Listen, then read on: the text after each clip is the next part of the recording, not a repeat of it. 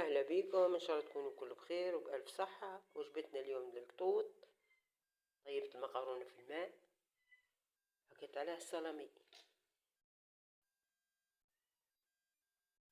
كل 3-4 أيام ناخذ ليهم واحد كيف هكا، وما نعطيهمش واحد خاطر يمرض.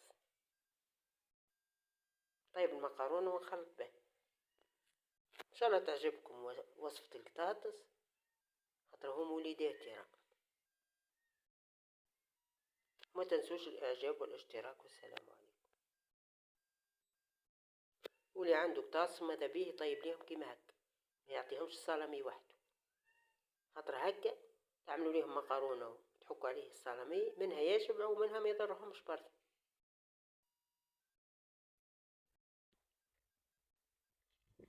هاي كول ولا سخون عليكم، كولوا بالكم ما تعاركوش.